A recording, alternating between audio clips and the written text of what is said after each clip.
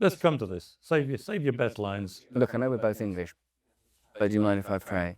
Sure. Before? Sure. Oh, God, help us have a...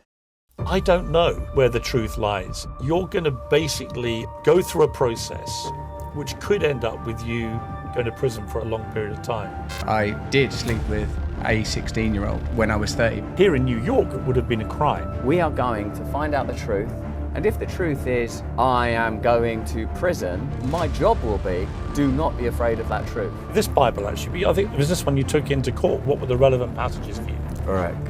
Thank you for asking me. This is the first interview you've done with any Brit since the allegations. You are slightly hypersensitive to anyone challenging you, because most of the media you do, you don't really get challenged.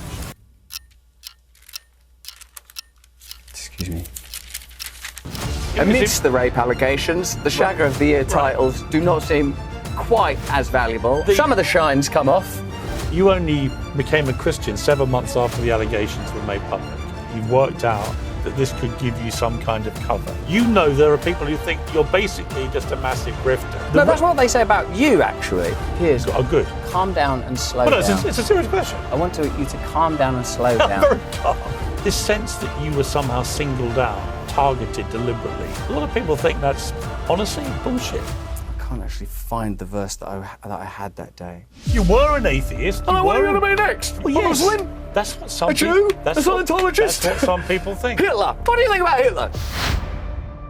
Russell Brand means many things to many people. He's the boisterous comic with a silver tongue and a savage wit. He's the eccentric British movie star with big words and even bigger hair. To some, he's a fearless truth seeker. To others, an oddball conspiracist.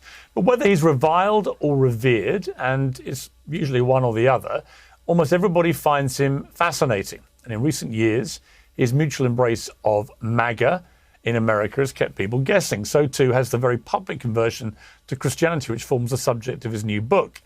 And surrounding it all, of course, are the very grave allegations that he's now fighting, all of which will make for, I'm sure, a very interesting Uncensored interview. Russell Brand joins me now. Russell, good to see you. It's good to see you too. It's sort of weird to see you in this context because I first interviewed you in 2006, 20 years ago. We sat and did an uproarious interview for GQ. I'll come to that in a moment.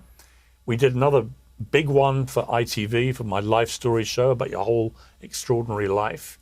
We did a big one at CNN here in New York when your divorce from Katy Perry was just coming through.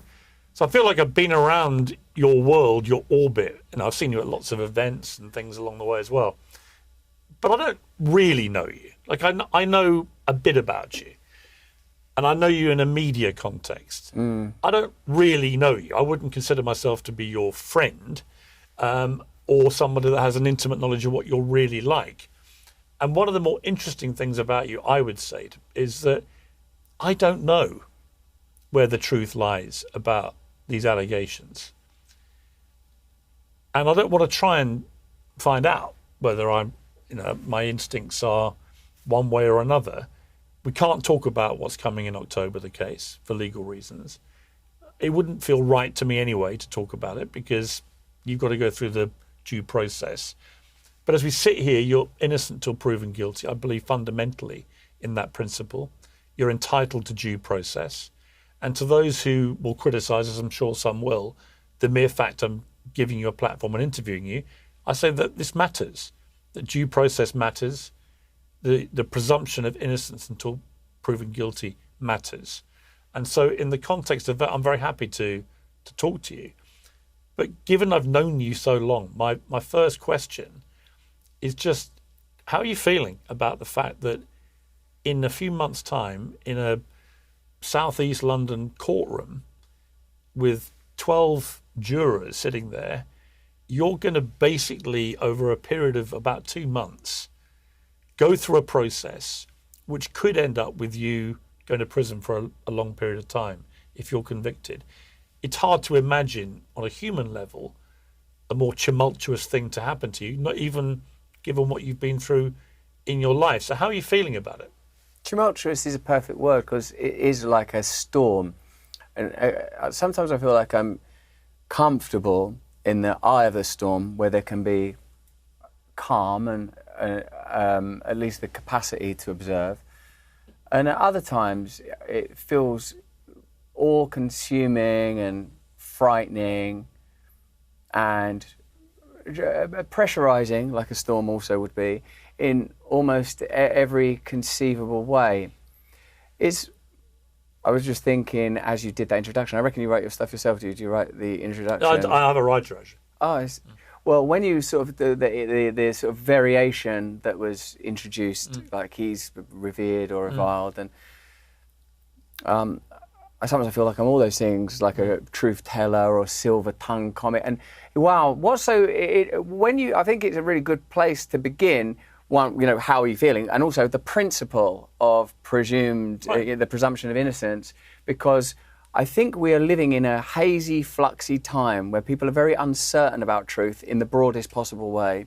People are very uncertain about information in a way that feels like we're all navigating a quicksand and a new territory and a new terrain.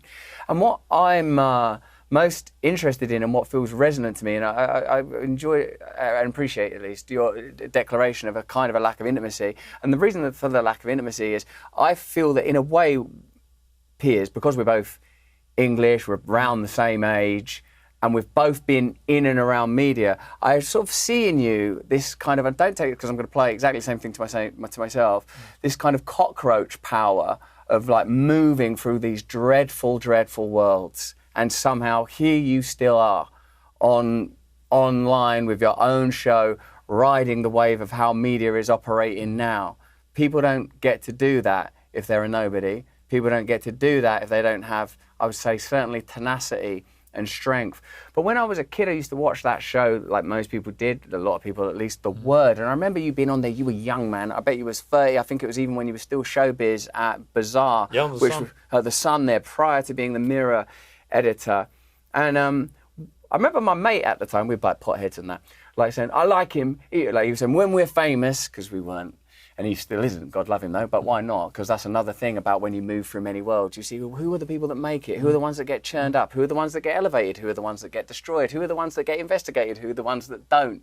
Who are the ones where the presumption of innocence is retained? Who are the ones where the presumption of innocence is stripped away?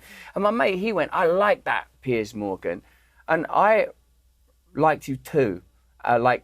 Just as a person on the TV, on The Word, sat behind a panel, probably judging some audacious and absurd thing, because The Word was all about people exposing their genitals and sort of the late night vulgarity. It was also sort of a kind of TV masterpiece, wasn't it, really? Anyway, then I would read The Sun every day. I would read The Sun every day and read your showbiz columns.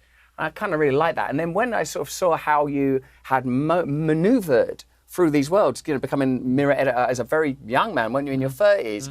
And I know that Rupert Murdoch, that Mephistophelian figure, that timeless man, about whom someone once told me, because I go, tell me something unique about Murdoch. Why is he the person he is? And this person goes, he lives like he's never going to die. And if some decision don't go his way, he's patient and he's cool. The merger's not worked out. It will work out. That's the power that a man can have to, in the case of Rupert Murdoch, one would say, influence significantly the trajectory of a nation, even in matters such as elections or wars. And so, in a sense, Piers, of course, as like Russell Brand from Grey's Essex, some bloke who was a crackhead and a heroin addict who married Katy Perry, who's now really just a married dad of 3, but also deeply fascinated with truth. I am fascinated with truth. And I believe such a thing is possible. I don't believe in the post-structuralism. I don't believe that, everyone's got their own subjective truth, because I believe in God. Now, so with something like this impending trial, which you sort of, when we were chatting before, described as the elephant in the room, it's sort of awesome. And I mean that literally. I mean, it induces a terrifying, glorious awe. Because, like you, I look at the news the whole time, right? And I'll look at a story like what many people would refer to, and you would refer to, as a genocide in Gaza. And I think, wow, we consume so much information now. I find it hard even to connect with the human beings. Like, I can't take it when I see, and this individual father has lost this individual child. When it gets that close, I can't really even take it. And say a story like this one, because I have a strong instinct, and I'd love to have the conversation I could have with you about how media operates, how media selects, how media deselects, how media targets, that media is not neutral, particularly traditional, conventional media. We're doing this interview in an Associated Press studio. The Associated Press is a sort of a bastion of neutrality with how it's regarded, but if you investigate the inception and funding of the Associated Press, you will discover that it's like all media, it has a telos, an intention, a function. It's there for a reason. And you and me, we've lived in that world. We know things a lot of people don't know. You know stories that if they were printed would blow some of the world's biggest stars out of the water forever. We know that. We live in that world. And beyond celebrity gossip, even though, gosh, to this day, people are fascinated and allured by it, important stuff, man, about corruption and the world's most powerful people. We know it, and it's hard to communicate it. Sometimes it's difficult to corroborate it. Sometimes it's imprudent to say it because of personal reasons. You've got to survive in this world. You have survived in this world. Where I am now is I feel like I've been on trial my whole life anyway. The whole thing's been a trial. I'm just some kid from Grays. I've been a heroin addict. I'm the only child of a single mother. The whole thing's a trial. I go to jail. The thing is, I believe in God. I've always believed in God. It is different to believe in Jesus. It is different, and I'm really aware that some people just think it's... But have you thought about the reality of losing your liberty? Yes. Of, night one in a cell, and that's going to be your life for a few years. In other words, the worst case scenario, which everybody who faces a criminal trial has to contemplate. And all of us. Of course. All the time. Of course. Every day. But have you thought about that moment, if that clanking door shuts and you lose your liberty, how you would deal with that? I will be with God wherever I am. And of course, I would prefer to be with God with my wife and my kids. But this is what I have to do. I'm not saying that that's not a difficult image, and a difficult thing to contemplate. Of course it is. But in fact, actually what I was trying to get to, but I recognise I pirouette some when I start talking, was the hardest thing is knowing that in spite of all the potential reasons that I'm in this situation, that there are people in this world that feel so aggrieved about their contact with me that they are willing to go through this process. That is a very difficult thing to countenance, and a real challenge, and something that in whatever ways are necessary must be addressed. And it is comforting to think that there could be justice, that there could be. We are going to find out the truth, and we're going to deal with the truth. Because actually, I am not afraid of the truth. And if the truth is I am going to prison, then my job will be, do not be afraid of that truth. That is what you are going to do. When I interviewed you for GQ, I went and found it yesterday. Oh, yeah. Oh, my word. 20, tell me, darling. Literally 20 years ago. It was March 2006. We met at a trendy bistro near Tottenham Court Road in London. That was the first time I'd ever interviewed you. You were 31 at the time. Wow. And I was quite gushing. I said, I assumed I'd find Brand irritating, pointless, and easy target. But I was wrong. He was charming, articulate, outrageous, and very, very funny. We roamed through 2 hours through his extraordinary life, a non-stop orgy of comedy, drugs, bulimia, hookers, four-in-a-bed romps, and celebrity bed notches. And then, for some reason, I asked you halfway through, are you a more successful sexual predator now that you don't drink? And you replied, yes, but I resent the word predator. I like to think of myself as a conduit of natural forces. After all, the most natural thing in the world for people to do is fuck, isn't it? Oh, and people want to do it. So all you have to do is remove all the reasons why women don't actually go through with it, like pride and reputation. You just have to unpick the conditions stopping women going straight to bed with you. That sounds like charm, seduction, game. Do you remember in the era immediately prior to this one? And one would have to accept that Me Too redressed in 2015 when that happened. A dreadful imbalance in male-female power dynamics that is good that there's an ongoing conversation, and that some of the corruption and exploitation in that is being exposed and explored. And what that was there at 31, man, that was, I forget, because being famous has been for me, it sounds like you enjoy it more than I do, but for me it's been like... There's a double-edged sword for everyone. I don't know, I mean, there's bits that I really liked, and what that I can hear in that lovely piece of writing is that I was into it, and I forget that now. Like, even talking to you about football can be hard, because I really love West Ham. That's my, like, when there was a little boy, when there was a teenager, and then suddenly I'm with Cameron Brady, and I'm with the Sullivan et al., you know. But now, because, like, I have a different view of the culture now, Piers, and I'm afraid, like, I regard it as evil, in a word. I think fame can be one of the most insidious drugs of all. Certainly it is, but what is it? The craving that people have for it, and then actually the cold, hard reality of how it warps a lot of people's values, a lot of the way that they behave. Yes. All those things. I see it all the time. Yes. What does it do to... I mean, and also... It's like any drug. I think it's like any drug. It's like cocaine. It's like all these things. It is a drug that people crave it, and they want more and more of it, and then there's usually at some stage, unless they're incredibly strong, mentally strong, there's normally a tipping point where the reality of big fame hits hard, and the show business is littered with the professional carcasses of people that then couldn't deal with the downside of it. Maybe if we replace the word drug with stimulant, it becomes clearer to understand that you are stimulated by your own fame, by your own reputation. Now, even a person that's not famous, and obviously most people aren't, except for Warhol's perspicacious and proverbial 15 minutes, which of course has happened now. All of us have the idea that there's an object of ourselves that people are commenting on, a facade, a mask. Obviously the word hypocrite comes from mask wearer. Now, you have an identity in public, I have an identity in public, and what I can hear there, man, and it warms me, is I was being 100% honest. And I'm being 100% honest now. I'm not afraid of the truth. So if justice is real, if telling the truth is how a person's meant to operate, I was telling the truth then. And I can I can feel that. I mean, 31, you know, that sounds like a 19-year-old really, but I was stunted in many ways, like a lot of crackheads and smackheads. You kind of formaldehyde yourself in addiction somewhat. And that's like someone that's... I remember the rush of first becoming famous, of the glory of it.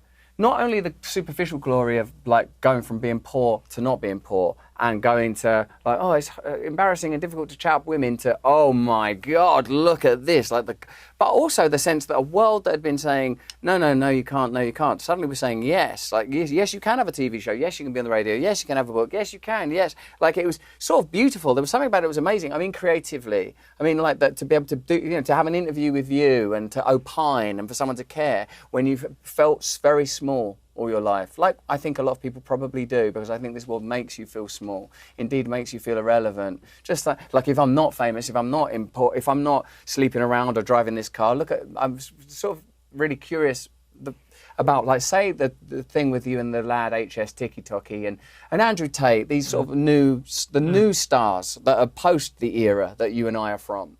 I really highly regard their boldness, even in both of the instances just cited. They're bold men. I like that. But they are still advocating for a set of values that clearly I advocated for in a somewhat more camp way, even then. That if you aren't sleeping around with a bunch of women, you ain't worth much. And if I can get one thing across to you today, I want it to be that being in Christ and like being in God, it gives me the strength to recognise, you might have to go to jail, but people go to jail. That's the thing that happens to people in the world, and people go to jail that shouldn't have gone to jail. What I find most sort of interesting when I read that GQ thing, it was like all the things I said. It was highly entertaining, made me laugh out loud. It did again when I read it the other day. But obviously you read it with a slightly different context given what's happened to you. You're very like honest, open, brazen, some might say. You admitted you slept with thousands of women, sometimes 2 at a time, 3 at a time. You were very like, this is all a bit of a laugh. And you were taking a lot of drugs through the late 90s, early 2000s. And my question for you is that obviously you're facing these serious charges. Obviously you've been emphatic and consistently emphatic in your denials that you've done anything criminal and that anything was non-consensual, which will be the key determinant of your liberty, actually, whether a jury agrees that this was all consensual. You know, putting aside the morality aspect, and we'll come to that, which is an interesting, different discussion, but it's not about crime morality. It's a court of public opinion, perhaps, but it's a different thing.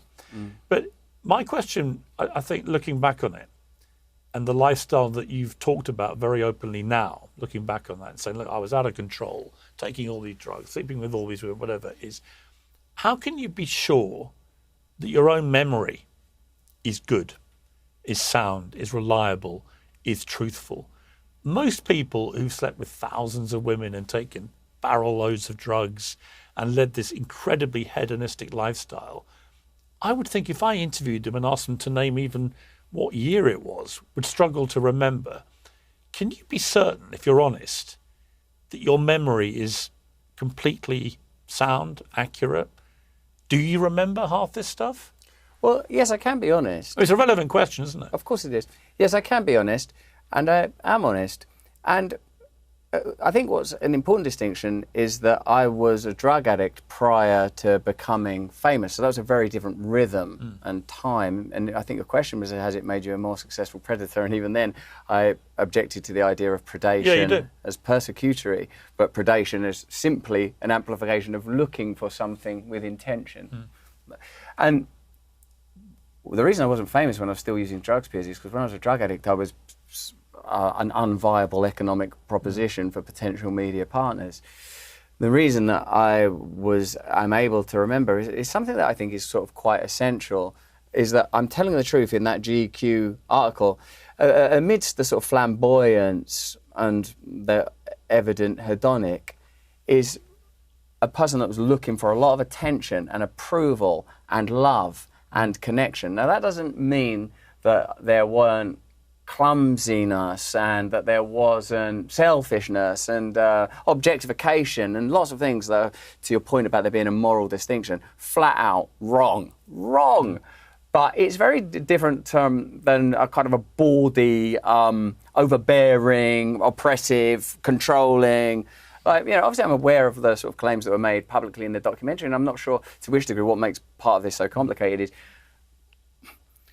this all happened subsequent to a documentary, and you know as a journalist that journalists are not held to the same level of, I want to say, integrity as an investigator of a legal matter. That if you're a journalist talking to someone, like even you now, you know how to navigate me into certain positions. If you were talking to someone, or 100 someones, or 500 people saying, look, you slept with Russell Brand, what happened? Well, someone else has told me this. Like, you know, like it's quite easy in a non-legal and non-judicial setting to induce, encourage, and direct people to look at things in a particular way. And I think once that artifact has been made, I'm certainly not making claims about the criminal judicial system, which I, like you, believe will provide a just outcome. Because ultimately, I think whatever outcome occurs, like as you say, I have to live with that, and will do.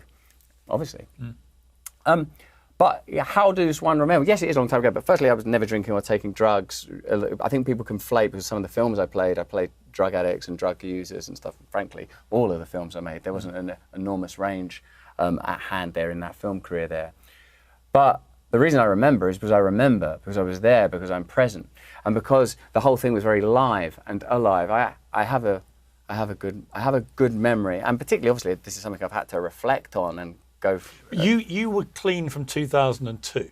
December the 13th, 2002 is the date I got. Some of the allegations go back to 99, so there must have been some crossover. Well, without wanting to get into the specificity of the criminal matter, that's not generally the complexion, and in the variation from that generality, there are other indicators that make it clear that my memory is reliable. The interesting thing, I was listening to your Megyn Kelly interview yesterday, and it's blown up. We're both in New York, and you know it's blown up big in America today. A lot of people commenting about this. Let's play the clip for those who haven't heard it. In Europe and in the United Kingdom, where I'm from, the age of consent is 16, and I did sleep with a 16-year-old when I was 30. But when I was 30, I was a very different person. I was a lot younger, and I was an immature 30-year-old. Consensual sex, actually, with a variety of people, when there is a strong power differential, as there is when you're a famous man that has the ability to attract women that I had at that time, I think involves exploitation. What's been interesting is the way that's played out, because you were right in what you said. It was perfectly legal for you to have sex with a 16-year-old girl in the UK. That's the law. In America, here in New York, for example, the age of consent is 17. So here it would have been a crime had you done that here. But I looked at every state in America because I thought it was I saw some people commenting on this on social media. In about 30 states in America, the age of consent is 16, the same as the UK. I'm not even sure most Americans are aware of that. About another dozen states, it's 17, another dozen or so, it's 18. So there's no uniformity around America, but actually in the majority of states in America, it's the same as the United Kingdom and therefore would not be a crime. Now, again, people can take a moral view about it. I think you took a moral view about what you were doing then. Interestingly, the GQ interview happened when you were about that age. Yeah. So it was going on then. And you used the word exploitative. Some people I've seen latch onto this and say, well, yeah, so he knows what he's doing is wrong. He knows that was wrong. What is that line for you between exploiting as a 30-year-old man a 16-year-old girl to the point where it becomes criminal potentially? What is that line for you? I suppose it's consent, Piers. Right. That the age of consent means in varying ways, in different places, people have a understanding which probably isn't wholly accurate and reliable, that at a certain age a person is able to make a consensual decision to smoke a cigarette or vote or have sex or gamble, and these things vary according to jurisdiction and type of law. And in the place where I was both emotionally and spiritually and geographically, that was a legal thing to be doing, but not a morally sound thing to be doing. I've been struck by a lot of people on the conservative right in America are furious about what they perceive to be a revelation. It wasn't a revelation to me because it's been talked about before and reported widely. Are you taken aback because you've moved here, you live in Florida, you've sort of embraced the MAGA movement to a degree, not completely, but to a degree. You've written a book, How to Become a Christian in 7 Days. And you obviously are a different person now, there's no question of that. But are you taken aback by the reaction to what you said to Megyn Kelly, the fury from a lot of people on the conservative Christian right here? I'm surprised all the time by stuff, but if people think it's wrong I'm a Christian and I'm serious about it. I think that the only safe place to have sex is within marriage. So I agree with them. It's very difficult to. You asked at the beginning of our conversation, what are the challenges? Well, the challenges are a criminal judicial proceeding that's about law and consent, a PR situation that's about people's feelings and sentiments that often cross over, what the compromises and flaws are in a media, judicial and legal system that are plainly somewhat symbiotic and porous. There's a lot of different things happening, but I think probably the simplest thing for me to focus on is, should I have been doing that? And the answer is, in retrospect, no. And what's a bit difficult is how we all, and I presume you're the same, feel like, well, whatever we did in the past, it's made us the person that we are today. And it's difficult to make that claim when you have to acknowledge that your actions have caused distress. The girl concerned in that story, we can discuss that because it was from the documentary and it's not part of your legal case. But she dated you for 3 months when she was 16.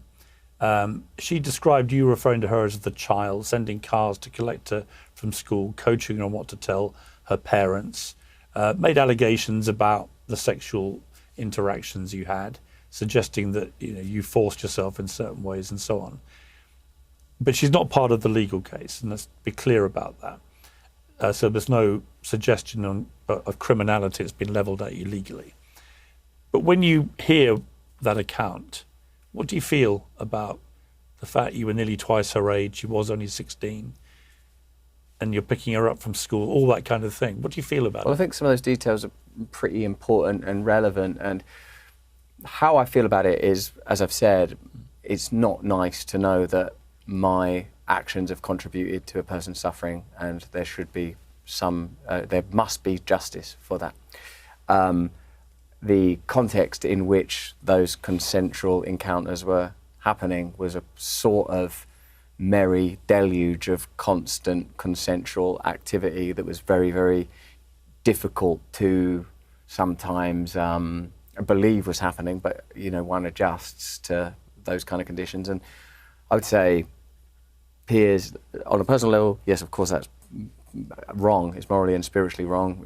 It's legal. It's not a legal issue. But I don't want to try to minimize my actions in any way. I'm fully culpable and absolutely happy, not happy, but willing, of course, to deal with the consequences of my actions. Not so willing to deal with consequences of actions that were not undertaken. I think that's a really important distinction to remind you and your audience of. And also, I suppose, it seems like a deliberate removal of context not to continually cement that famous men that are single have always and typically behaved in this manner. One prays consensually, but one also suspects that there's a responsibility incumbent on people that have that power, whether that power is magnetism or whether that power is fame or whether that power is money or whatever that power is. It's not very easy to live a moral life in a culture that really openly rewarded. Were you still at the Sun when I was being Shagger of the Year? This one I was literally being given awards for it. No, I mean, so of course it's really terrible. I'd actually left the Sun, but the Sun had an award called Shagger of the Year, and you won it a couple of times, I think. 3 times. And it was, Some of the glory's faded. Right, but it was amidst the rape allegations, the Shagger of the Year titles do not seem quite as valuable, I'll have to confess. Right, but some of the shine's come off. Well, the point I would make is, at the time, everyone embraced it as good fun. You were seen as this big shagger, and it was all very funny and entertaining, and nobody at the time was coming forward to say this was rape, sexual assault, or anything else. And that was the context of that time. Yes. Now, it obviously has a very different thing about it. Well, I'll ask you something as a journalist. Also, during Me Too, no one came forward. In fact, people came forward subsequent to a very deliberate documentary. And I feel that, therefore, it's difficult to remove the documentary from the chronology because it's sort of an important artifact in there. And will point that out and how difficult that makes it, even our conversation, the idea of a fair trial, an ongoing conversation, because I would say literally precisely the same behaviour that was lauded, consensual, excessive sex, was reframed when it became convenient, appropriate and useful as non-consensual, and now we have a method and means for dealing with a potentially difficult situation. Now, I wouldn't be so grandiose as to suggest that I am the situation. The situation is something that you do know a lot about. Media has changed from centralised media with a degree of centralised control with rare anomalies, but let's take the COVID example as primary. If you were working in mainstream media during COVID, you would have a pretty prescriptive approach. Indeed, you had that approach.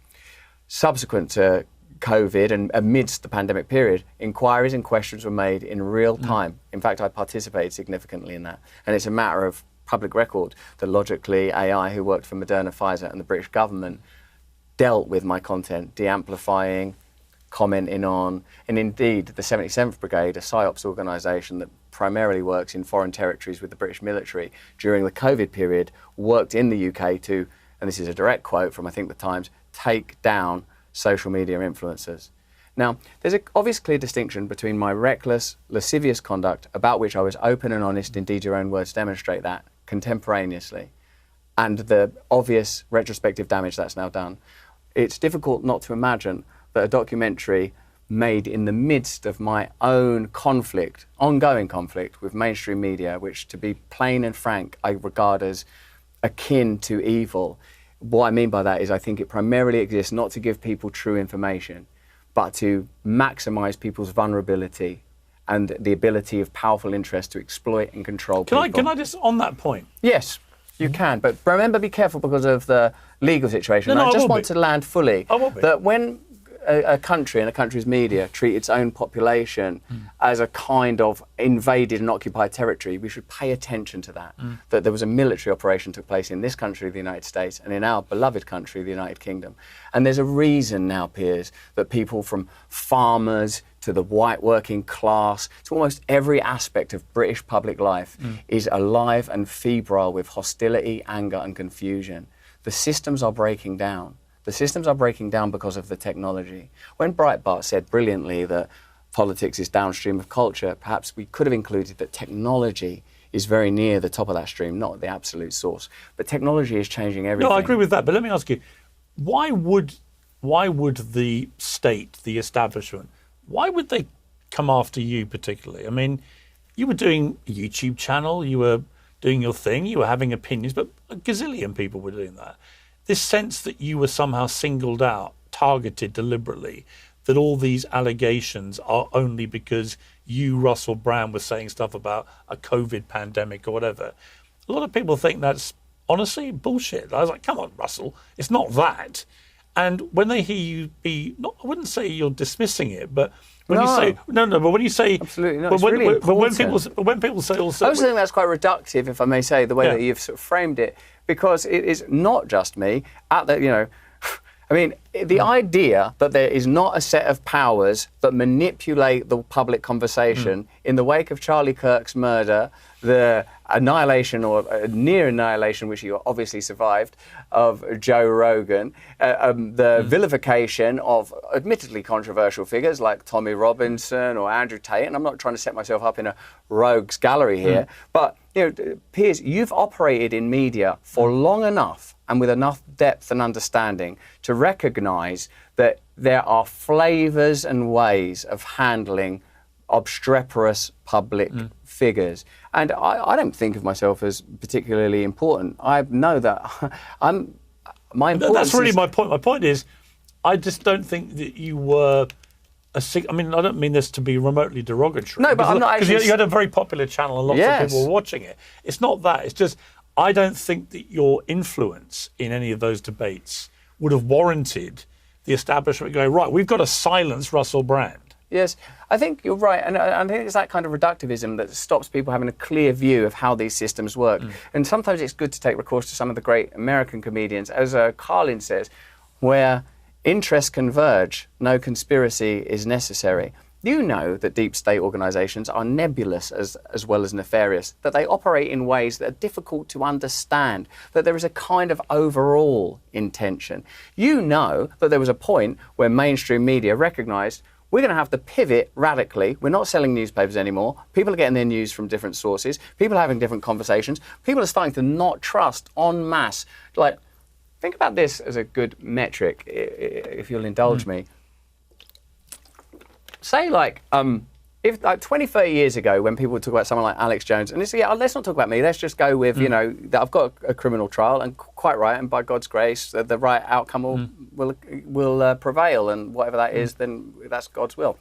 But on the matter of, is there such a thing as controlling the media, and is there collateral damage in when you're controlling a narrative? Did people want a particular style of reporting and particular information to be prevalent during the pandemic period? Yes. Were voices shut down? Was information controlled? Yes. Do people get de-amplified? Do people get kicked off X the whole time? But I would argue imagine 30 years ago. But I would argue a public health crisis of that magnitude globally. You did argue it, Piers, and one of the main reasons that you remain contentious is because you advocated, you shamed people into getting vaccines, and we now know those vaccines have killed more people you don't need to hector than they saved. I'm not hectoring you. I'll tell you why. Because unlike most people, you've repeatedly apologised. Yes, and I've said, you know what, I believed. Now, hang on, you've raised it, so let me address it, because I've heard what you said about this, and I don't blame you.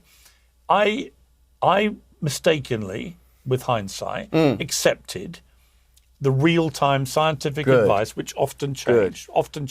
And in particular, when they said, if you have the vaccine against COVID, you cannot transmit the virus. was a lie. I thought that was an incredibly powerful thing. And an untrue thing. Which meant that, some old person walking around might be infected by some reckless young guy who doesn't want to have the simple jab, and he may kill that person. It turned out that was not true. So what do you wait, let me finish. I became incredibly censorious of people who wouldn't have the jab for a period of a few months. And then when they changed the advice, I felt I had actually, in the initial moment, abrogated my journalistic duty. What I should have done was be more sceptical, be more challenging, and certainly be less censorious and judgmental, accepting that in a fast-moving health emergency, the advice is likely to change. Of course. So I accept all that. No, you don't actually, because... But where we're different is this. I still believe that the vaccine saved millions of lives. Yes. A lot of people don't. No, I don't. You don't. I know, but I do. Good. Okay, that's good. That will be something you'll potentially be adjusting in the future, Piers. And when you do, don't think so. You may have another mea culpa to offer to your audience. Maybe. Because it seems significant to me that crisis benefited some very powerful interests, granted further governmental powers, instantiated the ability to govern at a global level, revealed just how willing people would be to take a medicine, a concoction, let's call it a little more accurately, it seems like it might be extremely deleterious, causing infertility, miscarriage, myocarditis, and that was something that was undertaken with a degree of complicity, at least. Do you believe in vaccines generally? I have the kind of questions that anyone that's paying attention there was a little outbreak of measles recently. Even RFK was giving evidence yesterday and said he absolutely believes in the measles vaccine. In fact, he said, I'm not anti-vax at all. In fact, he said, I support most vaccines. He had legitimate questions about the COVID vaccine because of the speed at which that was designed. Yes. But in your case, are you anti all vaccine? No, I don't. Or which vaccines do you accept are good? Calm down and slow down. It's a serious question. I understand it's a serious question. Of course it is, but I want you to calm down and slow down. I'm very calm. Because, well, then, in which case, unyoke yourself from the conditioning of the world you've found yourself in. See, when Chomsky, and there's a guy whose reputation has changed, said to Andrew Marr, in response to Andrew Marr's, well, I've not been conditioned by the BBC. They've not told me what questions I can ask and what my perspective should be. And Chomsky said to Andrew Marr, no, what I'm telling you is that if you didn't have the right opinions and the right perspectives, you wouldn't be sitting in that chair. Now, you and I have moved between many chairs. We've seen what goes on at the Daily Mirror. We know what happens. We know how people get information. And I know your position on the most public things. And I want to talk to you just as a person that survived in this world, but on vaccines. No, look, vaccines. I'm not an expert on vaccines. I don't know anything about vaccines. Are there any vaccines that you think are good? It's not something I'm interested in. I don't. But you're very interested in it. You talked about it a lot. No, I'm interested in truth, and where truth and vaccines intersect, I'm interested in that. Piers. So let me. Hold on. With all of this going on. With all of the upcoming trial, with the complexity of contemporary media, with a country in tumult, with crisis and protest and war, you care what the guy from Sarah Marshall and GQ thinks about vaccines. Well, maybe then my opinion is worth paying attention to. Well, that's my point. And particularly if you have my point. Either you think it is important or you don't. What I think is important is being able to tell the truth and being able to control information. Now, when you worked at The Sun and The Mirror, you'd have had certain obligations and restrictions. There's certain stories that get published and don't get published, certain celebrities that get taken down and others that don't. And now you work in this world. And what my prayer is for you, Piers, is that you recognise, and I don't mean this in an insincere way, because I think that mutually we have an opportunity to participate in something a little grander than standing on the sidelines with our faces in the trough of media money, participating in the exacerbating ignorance of people in the UK and the United States of America. The reason I think you've had all these controversies is because you are bullish and you are willing to have a conversation, you're willing to have a go, and that's a real great ability. I'm also willing to admit when I'm wrong. That's a lovely quality also. I think everyone should have that. But it's good because, yes, in response to new information, we should be able to reassess our opinion. Indeed, I didn't used to be a Christian. I'm a Christian now. And sometimes I was astonished that other people aren't Christian. And then I remember, you didn't used to be Christian. You didn't know that God is real. You didn't know that it says in the Bible, be careful, the institutions of power have been captured by dark forces. And what I'd like to say is 30 years ago, Alex Jones, David Icke looked at crackpots and wackos, and in many corners of our culture, they're still regarded with that level of derision. And they're on a spectrum, and let's say they're the extreme end of that spectrum. And at the other end, BBC, New York Times. 20 years, 30 years down the line, where do you think the needle is moving? Indeed, where are you moving? You've moved from I'm not moving to where David Icke and Alex Jones You are. were like, well, did you report on a recent story that suggests that there might be global paedophile rings? Have you heard the rumours that many people believe that that pandemic had cooperation and planning and even intersects with Bill Gates and Epstein and those rumours? Now, conspiracy theories are by their nature difficult to corroborate because of the ability of real power to mask itself, the necessity of real power to mask itself. And while we sort of sit around in a Punch and Judy show of advocating for Trump or condemning Trump or laughing at Keir Starmer's voice or his former actions when he was at the CPS and what he didn't do about Julian Assange and what he didn't do about other famous and awful cases in our country and how he sped up the courts during those riots,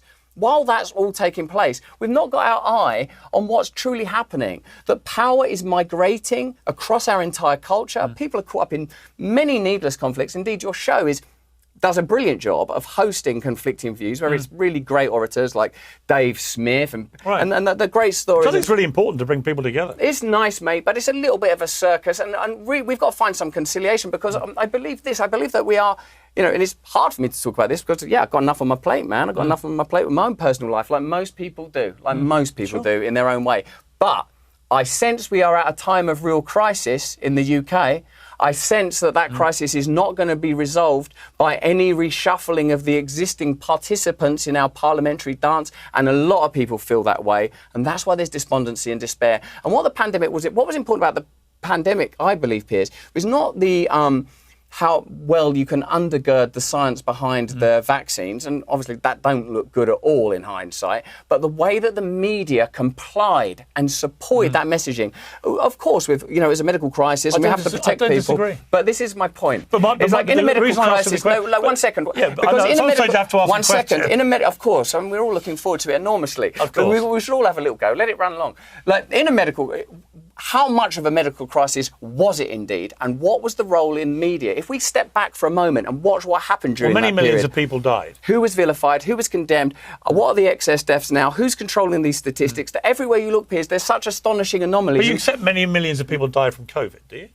I'm so uncertain about what happened at that time that I believe that I use it mostly now as a kind of lens to look at how disgusting our culture has become, how appalling, how condemnatory. But why are you avoiding my question? Because I have a better one. Because I have a better one. What's the better one? Who believes, even for an instant, that the function of government and media is to protect us and take care of us anymore? Who believes that they would put you in your homes and make you take a medication to preserve human life? I'm not talking about the wonderful staff at NHS hospitals or brilliant doctors or even magnificent scientists. I'm talking about this set of interconnected interests that are sometimes difficult to describe, visible in silhouette, evident in the Epstein files, obvious when wars happen that you don't anticipate happening but somehow seemed inevitable, and clear more than anything during the COVID period. Had you been Prime Minister... I get it. Had you been Prime Minister when the COVID pandemic broke out, what would you have done? All right, this is what I would do, is I would immediately... Just to put it in context, you're seeing in Italy, in Lombardy, you're seeing thousands of people a day I know. dying, I remember dying because they lived in big family groups in houses. Yes. And it was ripping through them, as it did through our care homes, for example. I'd pay attention to them hazmat suits in China that suddenly disappeared, and those stories of people dying in the street that sort of disappeared. The origin of it is one issue, but once it's broken out, and it's clearly killing a lot of people very quickly, and it's clearly going to come to our doorstep. I have an answer. You as the Prime Minister, what would you do? Firstly, this. The very office of Prime Minister and executive power to that degree is absurd and corruptible, and it's one of the primary problems that must be addressed. Forms of technocracy, that means government by some experts, that's what that means, could be really, really helpful in a true democracy. What I believe should have happened, or could have happened, because that's really what you're asking me about the pandemic period, is that we should have remained open to a variety of views, including the views that were deliberately shut down and censored from the get-go from prominent and valid experts like e.g. Peter McCulloch, Robert Malone, Jay Bhattacharya, experts out of institutions of great respect and worth. listened to what they were suggesting, like in the, what was it called? The Barraclough Agreement, the Barraclough Declaration, right at the beginning. Well, how would you have known which ones to believe? Well, the fact is that I wouldn't place so much certainty in my own perspective and opinion because, firstly, I believe in God. And so I truly do believe in the values of protecting as many people as possible. I do believe in public good. I would have listened to the valid experts. I would have investigated. But there were many valid experts, as you know, saying different things. Do you know another thing to look at? Who's getting paid by whom? Who's worked for Moderna? Who's worked for Pfizer? Who's worked for Logically AI? Who's got these kind of, who has connections to certain financial institutions? Would you have tried to make a vaccine? What? I don't know, mate, because we're venturing right into sort of territory. Don't ask me. You have a killer virus that's coming. It's killing, obviously, a lot of people very quickly. You have an ability through your own scientists to create something that may be an antidote to it. It might not be perfect, and there might be a lot of side effects, as there have been with every vaccine in history. Would you, as the leader of the country, have done anything to protect the people from the virus, or would you have just let it do its thing? In a sense, I have to reject this hypothesis and this condition because it brings to the forefront so many things I disagree with. But by answering the question in the way that I want to, I think, tell you a lot. I'm not saying educate you. I'd never be so bold. Very happy to be educated. But that's not like my intention, and that's not what I believe's happening. I would like you to educate me. This is what I think. I believe in maximum personal sovereignty and freedom. I believe that if you empower individuals and individual communities to the maximum, that you will get, if not better results, at least fair and judicious results. Save them from a killer virus. Well, as it turns out, there wasn't one. Well, of course there was. Okay. I would say, this is what I would do. Our best evidence suggests currently that this virus is pretty significant. And some people believe... I know 5 people personally who died from it. Yeah, well, check out the statistics around people dying from vaccines, Piers, because that's much, much, much more important and significant, not least because the people that died from the vaccines were doing what the government told them to do. Can you think of any vaccine in history where people haven't died from side effects?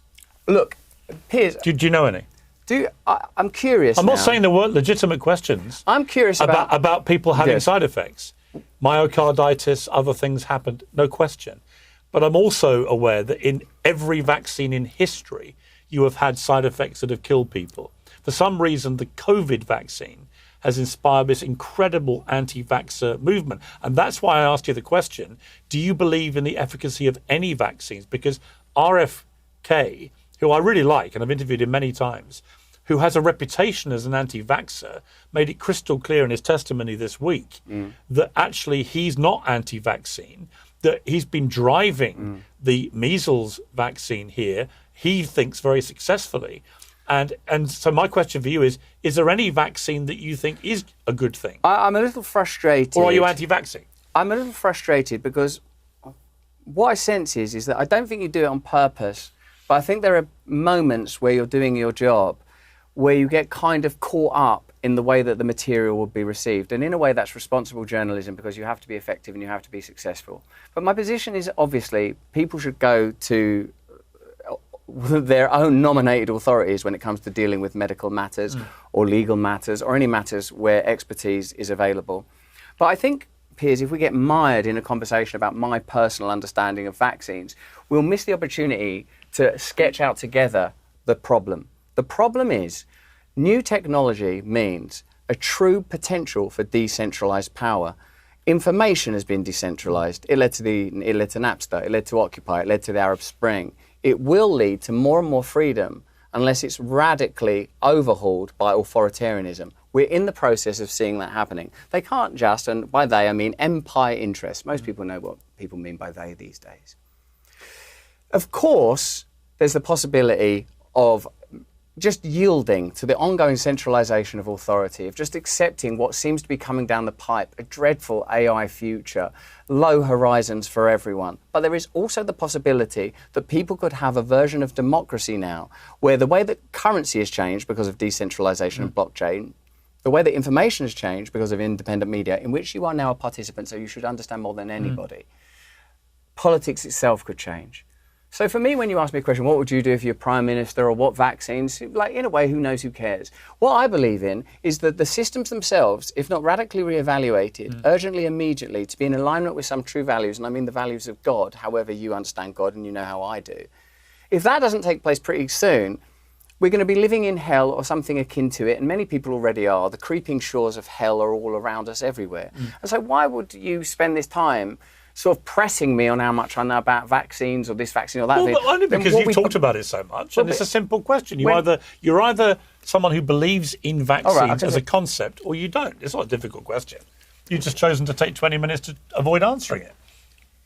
I've not chosen to. I've pointed out that by sort of focusing on it, it reveals a sort of modality of not trying to detect what someone's actually attempting to say. And, and like with a vaccine or an illness, the simple answer is I would look at the risks versus benefits and get the best advice I could and make a decision based on that, and would suggest everyone does that. And I don't think medical matters should be an enforced global legal issue.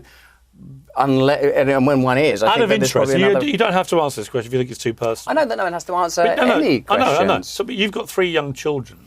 Are they being vaccinated at all? I feel like you're just sort of sniffing around for headlines, and I just don't think that's worth it. I'm really not.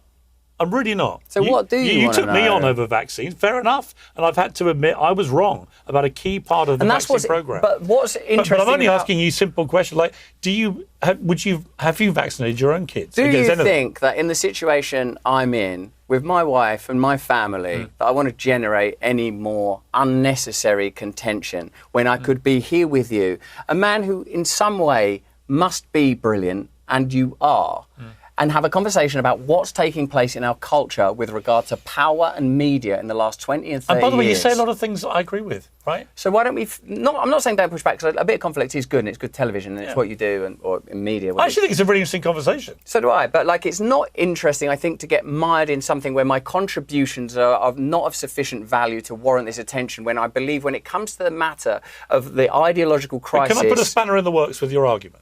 No, I'm not interested.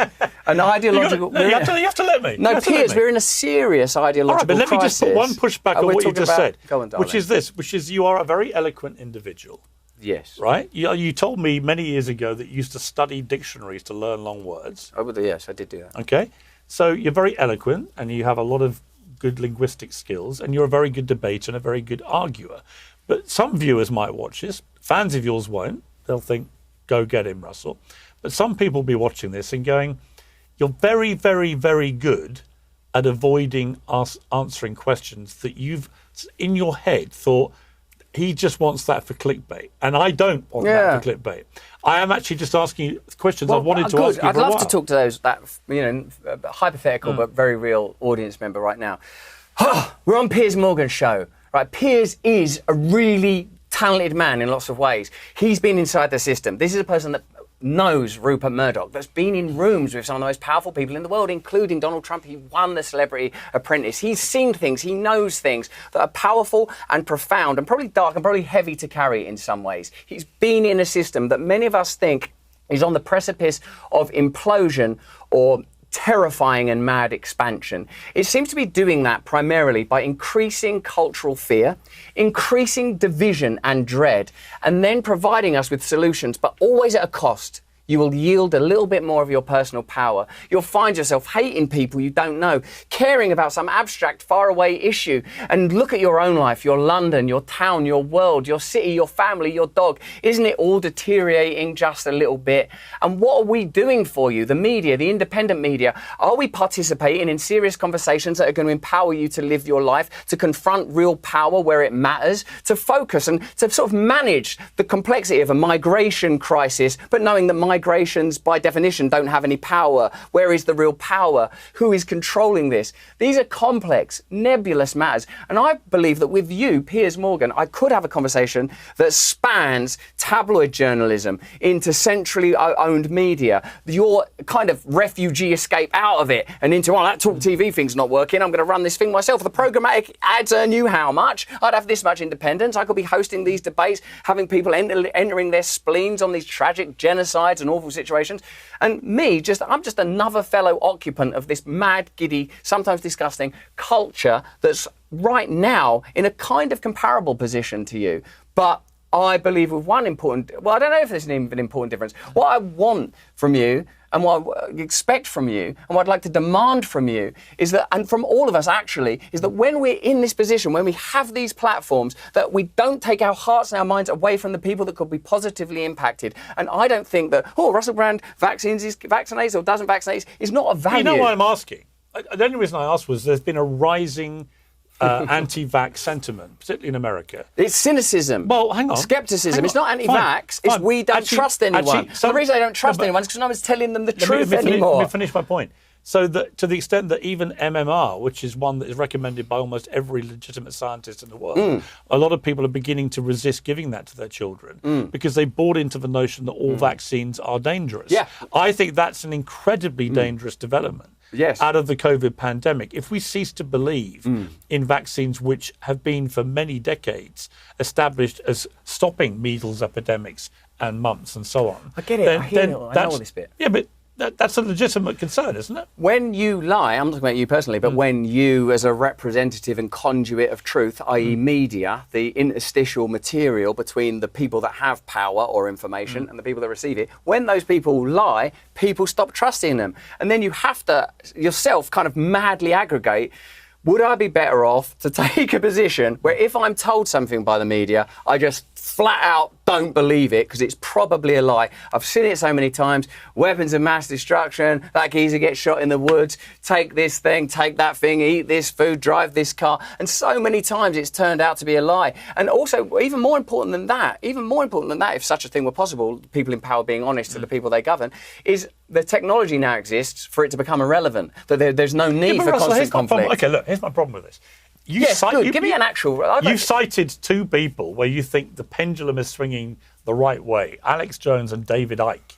Alex Jones had $1 billion... Hang on. No, because you're already misrepresenting my view. What I think about Once again, you're doing it live. What I'm saying is, Alex Jones, I'm using them deliberately to demonstrate the idea of an extreme, and over time, the tendency of more people having access to information is we're moving closer to that. I'm not saying, even though, dear old David Icke would back this up to his death, that the Queen's actually a lizard or whatever, but he was sure right about them paedophiles. Of course it's wrong that Alex Jones said that thing about Sandy Hook. That's terrible, and those parents must have grieved all the harder for that, the terrible insensitivity. But let's not forget that he somehow knew that them Twin Towers were going down. Let's pay attention to where he's correct. And in fact, why don't we do it? He knew the Twin Towers were going down. Oh my God, there's video footage of him in 1997 saying, there's a guy, he's going to blow up the Twin Towers. Everyone's seen it, the relevant audience know. Now, where you are, and we're losing through... This is complete nonsense. No, it's not.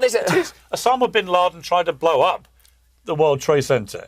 Yeah, but the genesis of that whole story is that whatever he said, he had no intimate knowledge of any Al-Qaeda plot to take down the Twin Towers. What had happened is that several years before, bin Laden had attacked the World Trade Center. Right in this moment, advocating for the worst impulses in humanity. No, you are. No. You're trying to make me think that Alex Jones knew that the 9/11 was going to happen. He knew it as a fact. He had been given information that meant Al-Qaeda were going to take it down. Bullshit. Are you not aware of... If he did know, why didn't he go and tell the president? Why won't you... Well, do you not recall the president's gratitude... Citing Alex Jones having prior knowledge of the Twin Towers attack. Come on, come on, Russell. It sounds ridiculous. What I'm saying to you is that many, many times, people that were marginalised and condemned and criticised and called wackos and crack jobs, as we get more and more access to information that is not filtered, even though I recognise we get a lot of untrue and unhelpful information. I'm really trying my best not to contribute to that,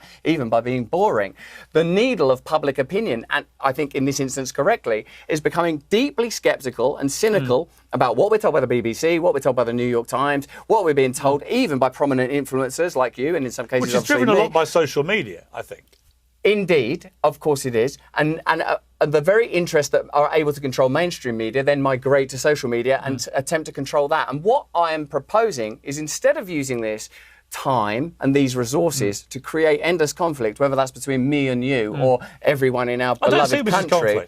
I see. I know that, yeah. So do I. I'm just playing along. I see this. It's a conversation. I don't. I care. like debate. So do I. But So do even I. with people, if you say things I don't agree with, fine. All right. Well, then, if it's a We debate, live in a democracy. All right, let's have a debate. But if we are going to have a debate, can we do something where I would really benefit from your skill set? Let's do that. But let me just finish this point. The technology exists now for this constant babble of conflict to be resolved because people could have more control over their own communities just with the following of a few basic principles: that food should be grown as locally as possible to where it will be consumed. People in a community should have the maximum control possible over decisions that affect them, whether that's migration or whether or not there's a hostel in Epping. And when it comes to the major decisions, there are referenda continually too. The technology exists. The reason we're not having this discussion, the reason dear old Piers is shuffling his papers, is because politics should be boring. It should just be about the management of resources. It shouldn't be about mad ideologues misusing us and controlling us for their own curious ends. Now, where I would benefit from your tenacity and ability to push back Yes. is in the event. I'm trying to find a specific thing while I'm talking to you, but go on. Well, how can you possibly pay attention while ruffling through your highlights? I can hear everything. Look at that, you're possessive about that. That's my Truth, notes. uncensored, nothing to be scared of. Hello, these are my interview notes. Have the book, promote the book. And if gonna you're not going to promote promote your that book. one, promote this one in the holy name. I'm going to talk about your There book. might be, there's hope for all of us. What is the... here we are, look. So this is... No, yes. No, yes. Tried my best. Do you accept you've been a bit of a chameleon when it comes to your position? From Piers Morgan? Yeah. From Israel-Palestine, Piers Morgan? From COVID, Piers Morgan? No, I've been trying to, like you actually, because I want to love you, and like actually I don't have to love me. I don't even find that difficult, because I'm gonna tell you something that's sincere. When I look in your eyes and you tell me about that hip and the tibia, I feel sadness in you. I know you're brash and I know you're strong. I'm not sad about it. I'm bored. Bored with hobbling. What do you think bored means, really? But let me ask you, when people say, all right, see, my theory about you is you have an addictive personality. There's no doubt. But hold on, I'm going to stop you even there. Because Bear Grylls told me to be slow and calm. Right, so be slow and calm. But addictive doesn't... Let me ask you then. So take vegetarianism, right?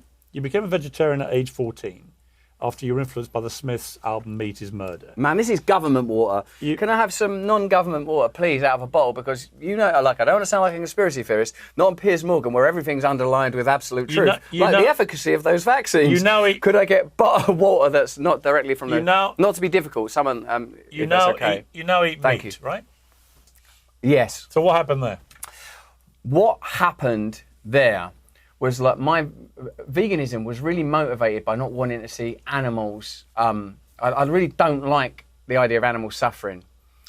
And I think when everything changed in my life with my boy and the allegations of rape and stuff, here, give us a bottle, will you, mate? I think, someone getting one? Love it. Thank you. When my boy was ill and the allegations happened, like everything sort of changed very, very quickly. And I was confronted with something, like, because it was in the news. So it was very sort of confrontational. And the significant thing is that I was brought to Christ in an involuntary instant. Coming to Christ was not, it was not a process of inner philosophical debate. It was like being sort of smashed. My wife's always eaten meat, she's an unbelievable, stable, beautiful, incredible person. She was going to come. She wanted to say hello to you. I wish she had, in a way, because it would have anchored us. And instead, we was filming, and you got HS ticky-tocky trauma out of it, didn't you? But we're not like filming. I'm not trying to gotcha no one. I don't need anything. I've got everything I need. Anyway, so like when I come to the Lord, like the Lord came to me, a recognition in an instant that instead of all these sort of diffuse and sometimes contradictory and difficult to hold ideas, some of which I still, as you can tell, deal with and deal in, that the Christian story that God came to earth in human form, that died somehow taking our sin upon himself and was resurrected, was true. And like I felt it not rationally or logically, I felt it in my belly. And then from that minute I was reading about it. Now, I suppose what happened after that is I didn't feel the need to have a self-selected arbitrary system of righteousness or morality like wokeism or veganism, which has a good intention, as does wokeness, I think. Compassion, kindness, these are really lovely, lovely ideas. But it just didn't anymore. And my wife was eating a lamb chop, and I remember the smell of lamb in my nan's in Dagenham. I remember the smell of it, and I ate it, and I felt like, one of my friends who's always been a meat eater said, it's them or you, Russell. It's them or you. You've got to start eating meat to survive out there. Okay, so then this brings me to your political evolution. In 2014, you said Fox News was a fanatical terrorist propagandist organisation. By 2023, you're popping up on Fox News quite happily. What happened there? Well, I wouldn't describe it as anything other than, what do I think about Fox News? What do I think about Fox News when I went on there with Tucker or Hannity? The point I said, say when I was on Bill Maher that time, and they were like, oh, MSNBC, like Fox is evil, but MSNBC is great. This is what it was. This is what it was. But get ready to listen. Like, if you come from a normal working class background and you sort of encounter the normal kind of tropes, then you get involved in the entertainment industry, there's a sort of eliding into champagne socialism, like that somehow your views of equality and fairness can fit in the opulence of Hollywood. Everyone does it. They're all doing it every day. That's the norm, isn't it? Right. And as I sort of started to experience the difference between not being poor and not being poor, I started to have a slightly different perspective. And as I looked at an institution like Fox, it was easy to vilify and make content out of, because you had Bill O'Reilly, you had obviously sort of deliberate and misleading reporting, so it was very easy to make jokes about it. But as the world got more complex, as the left sort of went a bit kind of crazy, I think, Piers, because I was online and reading this stuff, I understood that there was a different way of operating in those worlds. I still recognise who owns Fox and what Fox's primary intentions are and where Fox's funding comes from. But I feel like most people, that with that ultimate epitomising object of cultural controversy, Trump, it was kind of, oh, wow, this guy is going to somehow detonate. You were friends with him. You were a person that was affiliated with him. Yeah. I remember when I had some spat with him years ago and he said some rude stuff about me. Then I had the view that people from that cultural group had of Trump. Oh, I don't like this guy. And then I sort of saw his ability to kind of be searingly honest and funny and authentic. And now what I think about him is he's a person that's incapable of masking himself. So I, generally speaking, lost the comfort of categories of like left good, right bad, liberal good, libertarian bad. Climate change? Don't just shout. No, is this what we're reduced to? What's happened? Have you disengaged? No. Just in your book, 2014 book, Revolution, you called for a revolution of big corporations, existing political and economic systems. You collaborated with Naomi Klein, saying ditch capitalism and save the planet, or ditch the planet and save capitalism. And you wanted people to take down massive corporations like Exxon to save the planet. But since 2023, you've shifted, it appears, to be more towards climate change being a lot of nonsense. What do you feel? I no longer believe that the state in any form is capable of meaningfully and in good grace representing the will of the people. So any edict that comes out of there, be very sceptical and in fact always investigate what the conclusions they draw are. For example, climate change is the example you've selected. Just interrogate what their proposals are, look at the proposals coldly, and then consider, do you think this is because of climate change or is it because they want to introduce believe climate change is real? Ideas? I actually, similar to vaccines, I'm not trying to sit on the fence here, I would say, I don't know, because I don't think it's possible to know. I've heard that there are intergalactic influences on, what's that brilliant man's name? Randall Carlson says like even sort of there can be influence in our environment that goes way beyond human causes.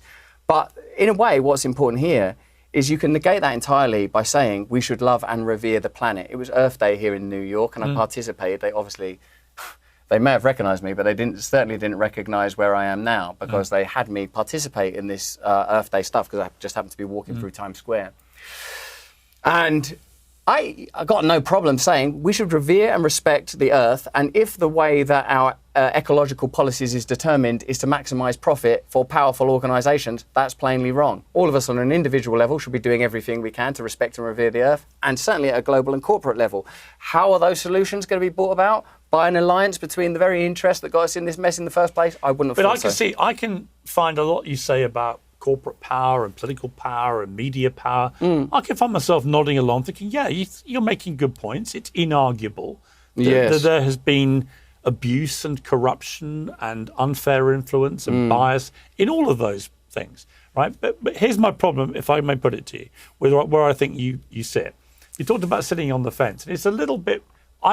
Some would describe it as a grift. They'd say, "Come on, Russell, you change your mind about stuff and a sixpence, right?" And that's what they say about you, actually. Well, sure, but I'm interviewing you, right?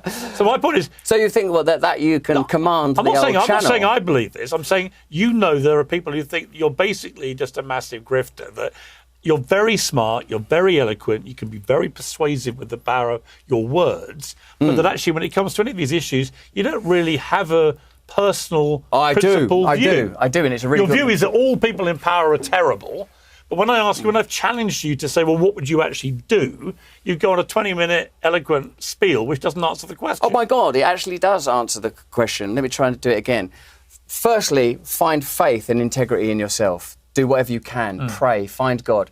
Secondly, we cannot have systems that prioritise the centralisation of power, whether that's representative democracy or this global commercialism. So what would you do? Use the technology that we currently have. All right, good, this is the bit I wanted to get to. Can I have a glass of water? I mean, it's Associated Press news. Well, they're not under any obligation to give us bottles of water. Oh, I see. Well, actually, this guy, my mate Jake, we are trying to find you some, but they're not our servants. No, absolutely. Hold on a minute. I'm not declaring these people. They don't all work for us. We're just hiring their studios. So. No, I know that, and I think I've established quite good rapport. We should be cognizant they're not working but for no, us. with my mate Jake though, who's over there, who actually is working for me. Well, Jake can get you one. Who I'm directing it to, and also there was one or two other people. So it's not, just to be clear, I'm not sort of like going, "Oh, get me some water, man." Well, you I'm a Hollywood to the star. AP that they should get you a nice bottle of water. Well, I just thought that the facility itself might have, amidst its many benefits, water. Thank you so much. That's so kind. Was the obligation crossing the floor? See. Thank you very much. I really do appreciate that glass of water. Would you like some? Don't be proud. I'm good, man. I like the tap water. You like the government water? Love it. Yeah, no problem. Even if it kills me. I can't keep drinking the government water, Piers. I can't keep taking the government Actually, the water is some of the cleanest in the world, but you know that. Look, you're a very argumentative and obstreperous individual. Not at all. I just like to You've even argued with that. I like to challenge people. Go on. So, go on. We were talking about... Oh, yeah. This is what I wanted to say. You say that I'm a grifter, and actually, to tell you the truth, I say other people have said that it's all a grift, and they would actually include. And this is for you to actually, in the end, only you know. But you've got this new book, How to Become a Christian in 7 Days. People say, look, you only became a Christian 7 months after the allegations were made public, and that this is part of your thing, that you've worked out that this could give you some kind of cover.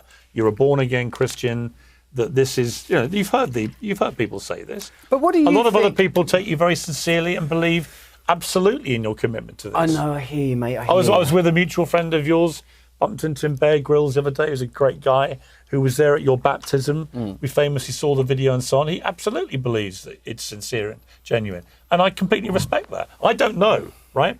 In the same way that I don't know where the truth lies about the allegations you face. Or COVID, or Israel, or Palestine. No, and this neutrality is terrifying Sure, but I can only proffer an opinion. Yeah. I'm not afraid to change my opinion. Good. Right? My question for you is, do you have genuinely principled opinions, do you think? Yeah. Because I think if you don't have... Yeah, I do. But obviously I ask myself the same question.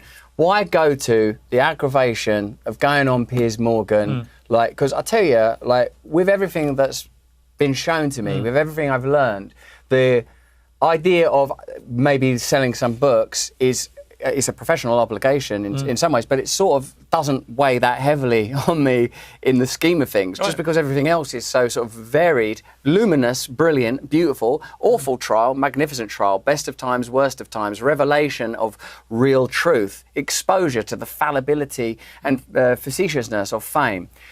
Yeah, in a sense, Piers, like you, I don't have the kind of thick skin you have, because I sometimes think you genuinely don't care that if people think you're a grifter. I don't think that. I think you are a creature of our time. In a way, I think that's what is always brought forth. But I think in the end, only I know and only you know, right?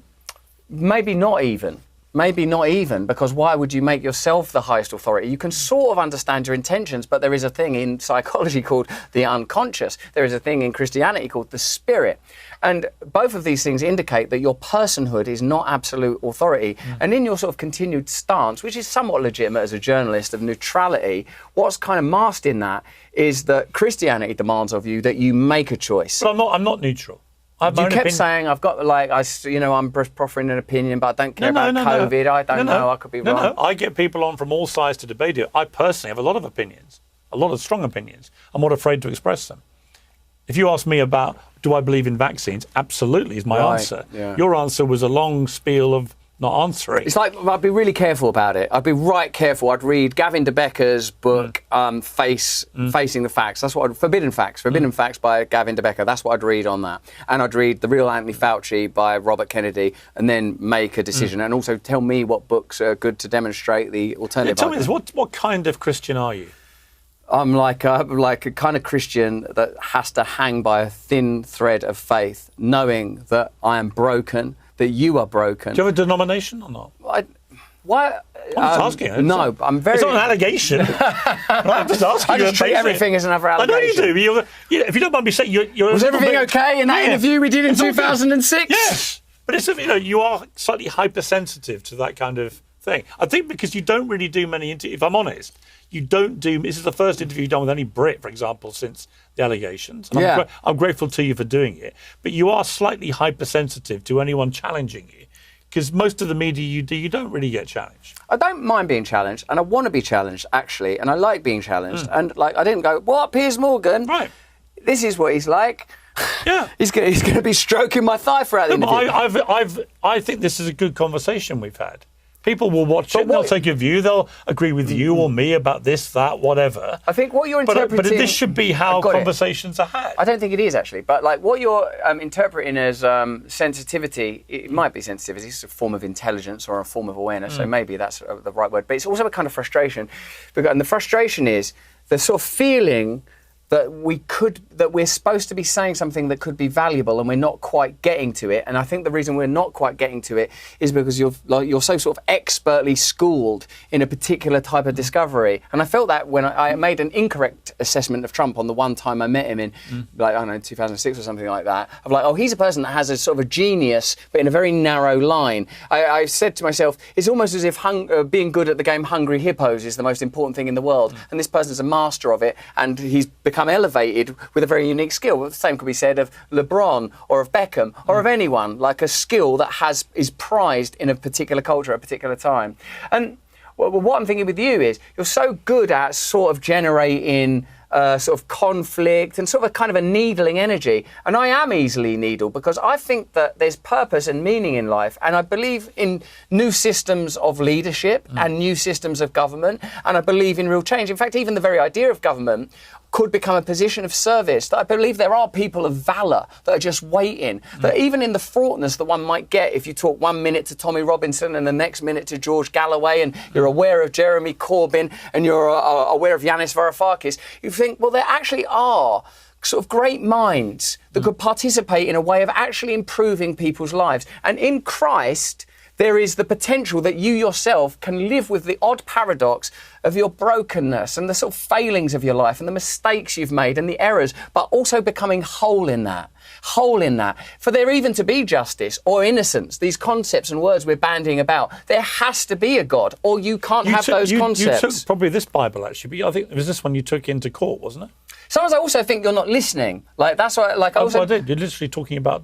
But what I mean by that is that this might sound a bit, I don't know, woo-woo or hippie, that the sort of the energy is a kind of like, you talk this Bible into court, and I feel like I already know where that thread's going. Like, where's it going? It's going to go, what do you know, like holding in there? What did you think that was going to be achieved by that? And it's sort of like, I tell you what it is. It's cynicism. That's what it is. It's cynicism. Why are you preempting I think you're cynical. About what? I'm not preempting your question. I'm preempting your essence. I think you're cynical about human beings. I think you're cynical about yourself. Not at all. I think you're cynical about yourself. I'm one of the most positive people you'll ever meet. I don't think you believe that you're capable of greatness. I don't think you're... I've already achieved greatness. Oh, God, darling. I don't think you think you're capable of participating in meaningful change or even meaningful conversations. I think you think the best that Piers Morgan can do for himself is to host hideous spectacles of conflict about real serious, awful, dreadful stuff. Why are you here then? Well, I'm here actually because I don't mind trying to learn a little bit from you. You're prepared to come on something you categorise as a hideous spectacle. No, I think it's a hideous spectacle, say, for example, the stuff where there's multi-panels and people are like really screeching at each other, maybe about trans issues or whatever. And I don't know, maybe there's something cathartic in it, maybe, but I don't. And also, I don't want to like lay all that on your shoulders. I'm just saying I don't think that's the right way for us to be stewarding the culture. And I think we could do better. And I suppose here, if to really go into it, what I think is, this is a person I could probably learn from and benefit from, but there'd have to be trust. And it's hard to trust because I sometimes think you're too caught in the world that you used to be in. And it Can I go back to asking you a question about your Bible? Yes, if you want to. Thank you. Was that the one you took into court? You're the very one. Okay. What was your thinking of taking it into court? And what you were seeing, looking at some passages, what were the relevant passages for you? All right. Thank you for asking me. Thank you. That didn't hurt, did it? A little bit. It was this from Isaiah. You're right, Bear did say, be chilled. Sometimes I lose the chill, man. It's pretty...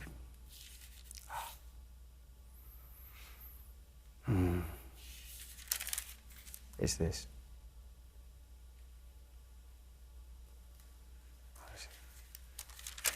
They don't like that, do they, in the old gallery? But remember, you just said it's a hired spot. This is from Isaiah.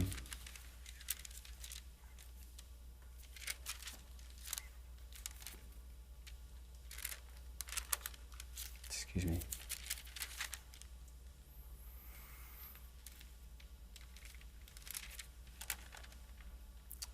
Man, did I mark it before?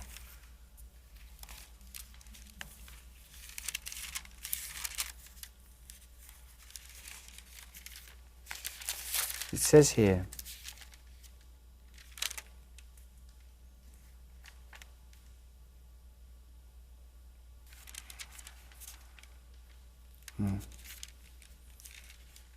the verse that I was looking at that day was not this. I can't actually find the verse that I had that day, but this is good enough. This is from Isaiah 12. I will praise you, Lord. Although you were angry with me, your anger has turned away, and you have comforted me. Surely God is my salvation. I will trust and not be afraid. The Lord himself is my strength and my defense. What I was looking at before is that there's a bit where he says, see, I'm doing a new thing, Isaiah says, like springs in the desert. Like in the desert of your life, when your life becomes barren and difficult, that a new resource with God will appear. And in a situation that obviously feels quite pressurized and condensed, and in all those preliminary appearings that I've attended, there's the presence of something very beautiful. Grace, it would be called.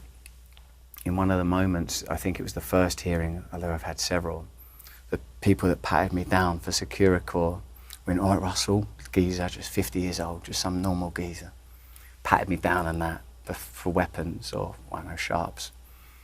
And I'm going to have to touch your hair now, you're not going to like this. And he went, the whole country's behind you, mate. Whole country's behind you. And I felt very, very encouraged. I felt very encouraged that these institutions with their emblems, unicorns and lions, are not all there is to our country. And the reason I take it here is to sort of remember, that's the point I think of becoming a Christian, is to remember to put back together again who you are. That we're not, you're not and I'm not our identity in the world, like the identity of I have to do this to get money or get whatever it is that we think we're getting. And it actually is real, into so much as to say Christ is real. That even in the transition from and you had the perspicacity and the insight to diagnose it, even in my agitation at being in an unfamiliar situation, even with someone I've known interstitially, as you correctly assessed at the beginning. My whole life's a trial, and it's not culminating, because there will be a life after it, whether it's in jail or not. But in that trial, in the hardest times, I've found him, and it's not like a sort of a palliative. And I suppose the reason I feel difficult around you is because I feel like there's a cynicism that if I talk about something that is very beautiful and certainly robust enough to withstand any of us. I'm not questioning your faith. I'm not saying that you are. I'm not saying that you are. That I think it's so important, not because of me, obviously, because who are any one of us? He has no favourites. But I feel like, hopefully this isn't a grift. Hopefully all of our lives aren't just some stupid attempt to garner material things in this temporary place to create the appearance of permanence as we just pass through time to death. In this horror of this time where the worst things that could be said about a man were said about me. And while my son was, having surgery, as you already know, because you've heard me say it elsewhere, the most graceful and beautiful things happened in my life. I felt whole and I felt loved and I felt everything's going to be all right. And also what's been surprising about it is all the things that I kind of knew just as a kid and going through life as a countercultural person, I mean, not trusting authority is what I mean by that, it's all been underwritten by scripture. It is explained and foretold. You're fallen, Piers. I'm fallen. We will participate in this world in a fallen way. And I reckon the reason me and you both love Bear Grylls, in spite of our sort of, I don't know, whatever this chemistry is because he is sincere and he demonstrates Christ. And I do have a tendency to, as a raconteur and as an entertainer or whatever, try to present stuff. And I do have a tendency, I think, as a person that's felt even prior to all this happening, feel like I'm being under attack my whole life anyway, and that if I wasn't famous and if I wasn't sleeping with loads of women, that I wasn't worth knowing or even worth anything or even worth being alive. And even though, of course, it's the worst thing that's ever happened in my life to be accused of these things, but God provided, because that was happening with my boy, Herbie, who's doing real well, it sort of showed me, it was all bullshit, man. You know who you are, you know what you've done, you know what you've not done, you know your behaviour. How has Laura, your wife, dealt with this? She's like, well, like, I'm in a real marriage, mate. And I suppose you are you? So what it's like being in a real marriage is like it's someone who actually knows me and who's known me for a very long time and knows, like, see, when even in the introduction, some people he's a silver-tongued devil and other people he's an arsehole. Well, yeah, but yes, and yeah, silver-tongued devil, arsehole. But she knows me and she loves the reality of who I am. And she's like a cradle Catholic, but she, like you, I figure, sort of, it's hard to live your life like Christ is real because the world is telling you in a million different ways that he is not, that God isn't real. Is she a believer as well? She is committed as you? She and I, me and my wife, Laura, with like, her beliefs are very different from mine, in a way. Like I suppose it would be, because it's hitting a very different prism in her. But we've certainly got a real alliance. And neither of us have got any, like, even, I suppose why I got rankled even at the asking about the denomination is because it's so beautiful in its purity and its formlessness. But most Christians have no problem saying what denomination they are. It's not like I've got a problem with it. I've got this challenge. And I'm a Catholic. I've got no problem telling you. I know, but you're very different. You're very different. But why? Why is it so difficult to answer? It's not difficult to answer. I'm really interested in Catholicism. Really interested. You were an I atheist. kind of love it. You then were a Buddhist. See, that's like that. Oh, that's antagonistic. No, it's not. It's factual. Like, you were an atheist. What are you going to be next? You were a yes. Muslim? That's what some a Jew? people. That's a Scientologist? That's what some people think. Hitler. What do you think about Hitler? That's what some Was people he okay? think. That's what some people Should think. we get the jab? Russell, have you vaccinated your own children? Take Bear's advice and calm down. No, you take Bear's advice and be a good man. I am a good man. Be a good man. I'm just and no, it costs you to be a good man. You may not. It might cost you everything. You might not like. It might cost you everything to become one, but Russell, you can do it. You might not. You can do it, Piers. Russell, these are basic facts. You were an atheist. You then became a Buddhist. No, now you're a Christian. Good. They're not basic facts. They're information being tailored and collated. Is it not true? Yeah. You are attempting to create, using a collage of language. But you're the one who told us these things. You told us that. You were. You told us you were an atheist. Israel's got the right to protect itself. Yeah. This is a genocide. Don't take that COVID shot. Take the COVID shot. Ah! Listen. But I'm happy to talk about that. You're not. I'm happy to talk about anything, but I would prefer to talk about... I only know you're an atheist because you told me. But I prefer to talk about something, Piers. Fine. Something. We're talking about your profound belief in God. And as a Christian... No, we're not talking about my profound belief in God. We're talking about the actuality of God. And we're talking about the fact that you have been doing water carrying for Satan. That's what we're talking about, Piers. Who's Satan? Water carrying. The fallenness in this world. Who's the fallenness. I've been carrying water for Satan. Satan is the epitomizing object of the realness of evil. That evil is not some abstract moral idea. Who's the It is Satan a I've been presence. carrying water for? I suppose it's and I'm trying not. I don't mean to be mean. The What is Satan. it like? I don't care. It's the institutions of media power and how they interact and operate with government. I suppose one could argue your initial position in COVID.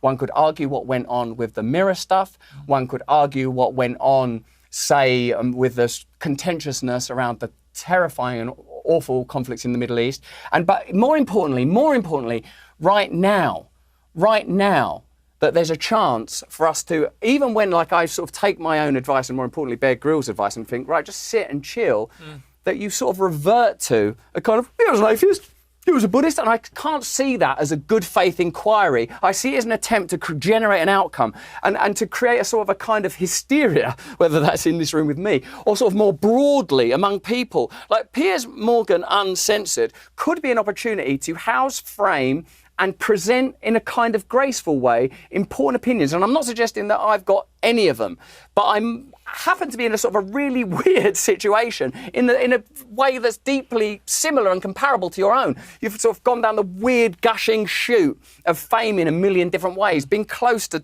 actual dark, nasty power, come out the other side. And what I suppose I'm saying is, look, I'm happy to have it. It's because nothing means anything to you. It's like, that's what it feels like a bit. Like, what means something to you? Like, you love your wife, you love your kids, you're willing to die for your country. The UK is about to march teenagers into war. The United States is about to do it. And me and you, me as well, maybe we are a couple of grifters, a couple of worthless, lousy grifters that will say whatever we have to say to stay on the internet and make a few quid and flog a book and, Meghan Markle, she's a bitch. Is that all right? Is that a bitch? Israel, yeah, fuck it.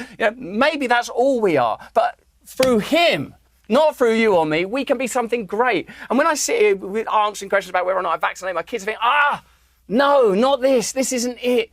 This isn't it. And there's a hair there that's been bothering me for a long time. Thankfully, it wasn't attached. Otherwise, that would have been grooming. And what would that be in the ape world? What I want to say to you is that I want to be better. I want to be better. And for me, the cost of that, who knows what that's going to be? You've alluded to it already. I want you to do it as well. I know you can do it. I want you to be a meaningful participant. I feel that there's some reason that you're in this world, and it's not to generate conflict, and it's to participate in the creation of truth. That was always your destiny, and I want you to do it. Is your book going to generate profit? Actually, I've already decided, and believe me, I don't want to do this, that no. But if it does make any money, and the chances of that are slim in this crazy world, that I will find a way. In fact, me and you, if you want. I mean, I want to give it to something that means something.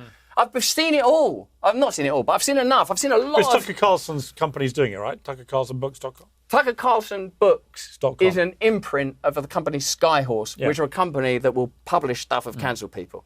Yeah. How to Become a Christian in 7 Days is on sale at TuckerCarlsonBooks.com. I think it's good to be all sort of passive like that. Say neutrality. Yeah, it's my job to be a journalist. It's good in a way. I've never claimed to be neutral. I don't know what you're talking about. Where have you got that from? I'm probably the least neutral person on the airwaves in the world. Well, I suppose literally my whole reputation is of being highly opinionated. Where have you got this idea that I want to be neutral? I reckon it's from such totally bizarre misreading. Lack of conviction. Really? That's what I feel, yeah. You don't think I have any convictions?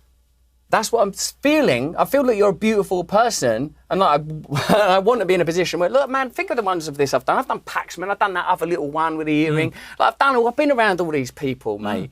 And all I want is to feel like, in the midst of some terrible madness in my own life, which definitely needs to be resolved, and I pray to God that there is a resolution of this that we can look at and go, oh my God, that's miraculous that happened. What if you get convicted and you go to prison?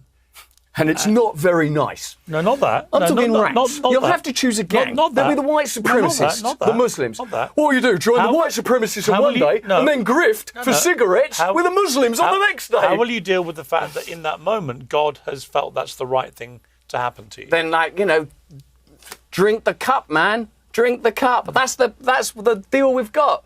That's the deal we've got, Piers. And how will you feel on your judgment day? How will you feel on your judgment day? Because it's outside of time, it's here now. and it's forever. Meaning that all of us have a calling to be wonderful. And it's bigger than even important, serious things where evidently people have been hurt and big trials and big consequences for, you know. Have you been surprised? I mean, I've been through a few ups and downs, as you pointed out. But Well, it's also it's a bit like there's kind of a dementia. Like, you know, have you ever spoken to someone with Alzheimer's and they'll just sort of suddenly the way that they talk is kind of like, I've been through some ups and downs. Well, no, there's a reason I'm asking the question. Continuum. Well, when people go through ups and downs, in my experiences, surprising people reach out to support you. And also, what's that body language? And other people that you would have expected to don't. Have you had that? Oh, man, yeah, it's unbelievable. It's sort of an unbelievable kind of churn and change of your life that's sort of... Well, it's a bit like you saying, if you're convicted and you're going to jail, knowing in your heart of hearts that you're not a rapist, how will you deal with that God wanted that for you? And it's like, wow, this is reality. I'm not scared of the truth. I love it. It's all that's real by definition. So what is it like when, you know, you lose touch with that person steps up?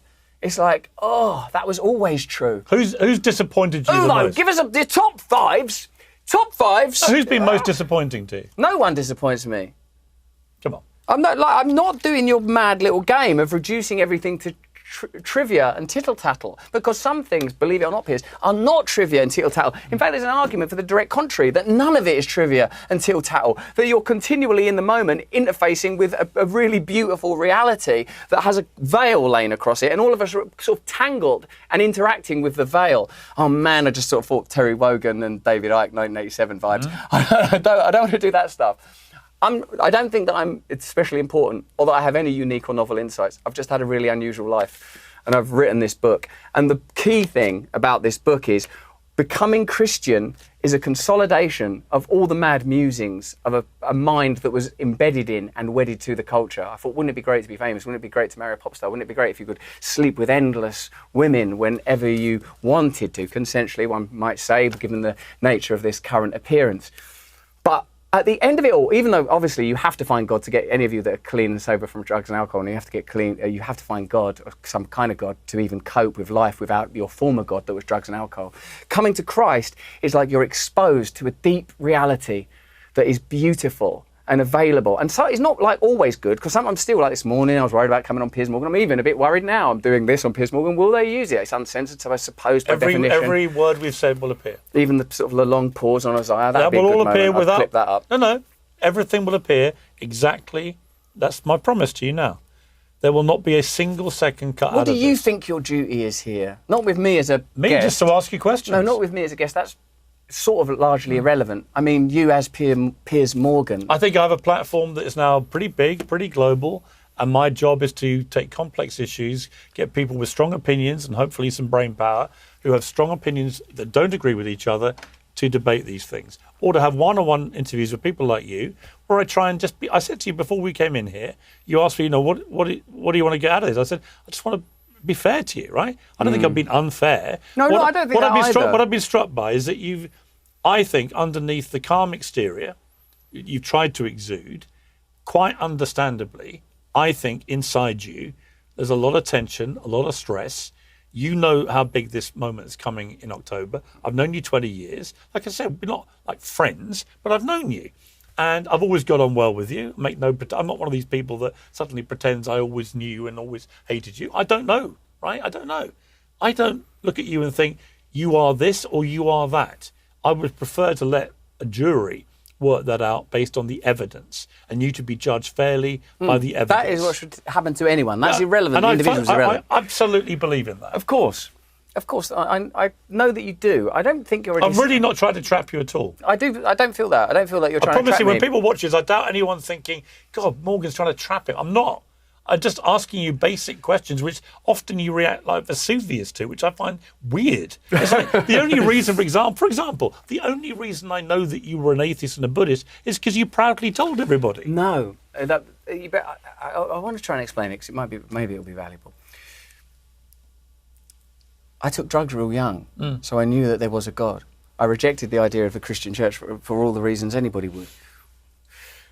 Then I got involved in trying to understand because I knew there was something else. And indeed, what's amazing about coming to Christ is finding it's there already And there's something so analogous to just anyone's personal journey. The thing that you're looking for is already here. He's waiting for you. In fact, he's running towards you. And it's such a sort of an obvious and traditional and well-cited story, the story of the prodigal son, that it feels hacky to say it. And it's not that I feel that you're trying to trap me.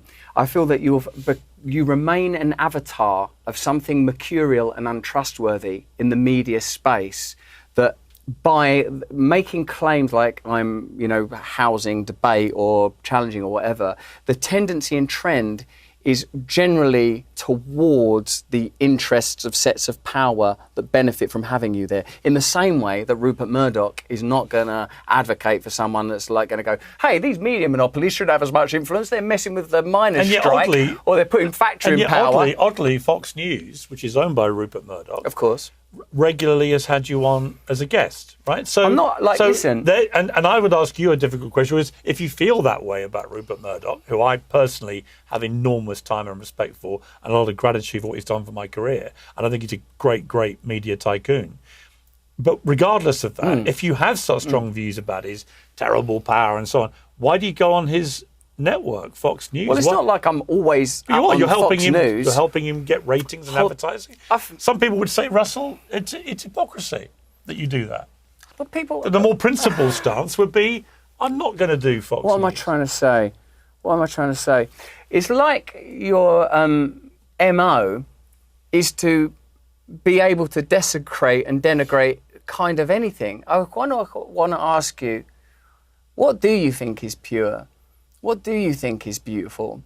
Who do you think you can rely on? How are we going to resolve this endless, knotted, tangled conflict that's unfolding both geopolitically and domestically almost everywhere? What do you feel your contribution could be? To be at the centre of global debate about it and hopefully get to the truth and hopefully concentrate people's minds on making the right decisions. Concentrate their minds on making the right decisions. That's really good. Yeah.